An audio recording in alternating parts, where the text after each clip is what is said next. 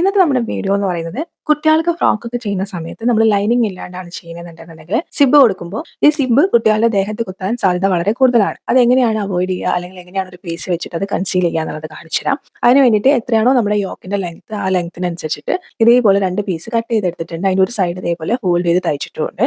ഇനി മെയിൻ ഫാബ്രിക്കിന്റെ മുകളിലായിട്ട് നമ്മൾ സിബ് വെച്ചിട്ട് അതിന്റെ മുകളിലായിട്ട് ഈ ഒരു പീസ് വെച്ചിട്ട് സ്റ്റിച്ച് ചെയ്യുകയാണ് ചെയ്യുന്നത്. അതായത് സിബ് സ്റ്റിച്ച് ചെയ്യുന്നതിനോടൊപ്പം തന്നെ ഈ ഒരു പീസും കൂടി അതിന്റെ മുകളിൽ വെച്ച് സ്റ്റിച്ച് ചെയ്യും. അപ്പോൾ ആദ്യം തന്നെ നിങ്ങൾക്ക് അങ്ങനെ ചെയ്യാൻ ബുദ്ധിമുട്ടാണെന്നുണ്ടെങ്കിൽ ആദ്യം നിങ്ങൾക്ക് സിബ് മാത്രം വെച്ചിട്ട് സ്റ്റിച്ച് ചെയ്യാം. അതിനുശേഷം ഈ ഒരു പീസ് അതിന്റെ മുകളിൽ വെച്ച് സ്റ്റിച്ച് ചെയ്ത് കൊടുത്താൽ മതി. അപ്പോൾ ഇതിൻ്റെയൊക്കെ ഡീറ്റെയിൽഡ് വീഡിയോ ഞാൻ ചാനലിൽ അപ്ലോഡ് ചെയ്തിട്ടുണ്ട്. എന്തെങ്കിലും ഡൗട്ട് ഉണ്ടെന്നുണ്ടെങ്കിൽ നിങ്ങൾക്ക് ഡീറ്റെയിൽഡ് വീഡിയോ കാണാം. ഇതേപോലെ സ്റ്റിച്ച് ചെയ്ത് നമ്മൾ മറിച്ചെടുക്കുന്ന സമയത്ത് നിങ്ങൾ സ്ക്രീനിൽ കാണുന്ന രീതിക്ക് ഈ സിബ് മെയിൻ ഫാബ്രിക്കിന്റെ ഈ ഒരു പീസിന്റെ ഉള്ളിൽ ഹൈഡ് ചെയ്ത് പോകാം. കുട്ടികളുടെ ദേഹത്ത് കുത്തുന്ന പ്രശ്നങ്ങളൊക്കെ അവോയ്ഡ് ചെയ്തെടുക്കാൻ വേണ്ടി പറ്റും. ഓൾറെഡി നമ്മൾ നെക്ക് പൈപ്പിംഗ് വെച്ച് ചെയ്യുന്നതുകൊണ്ടാണ് മുകൾ ഭാഗം ഇതേപോലെ ഇതിന്റെ ഉള്ളിൽ ഹൈഡ് ചെയ്യാതിരുന്നത്. ഇനി നിങ്ങൾ പൈപ്പിംഗ് വെച്ചിട്ടല്ല നെക്ക് ഫിനിഷ് ചെയ്യുന്നതെന്നുണ്ടെങ്കിൽ മുകൾ ഭാഗം കൂടി നിങ്ങൾക്ക് എന്ത് ചെയ്യാം, ഈ ഒരു പീസിന്റെ ഉള്ളിൽ ഹൈഡ് ചെയ്യുകയാണെങ്കിൽ അവിടെയും ഈ കുത്തുന്ന പ്രശ്നം ഒഴിവായി കിട്ടും കേട്ടോ.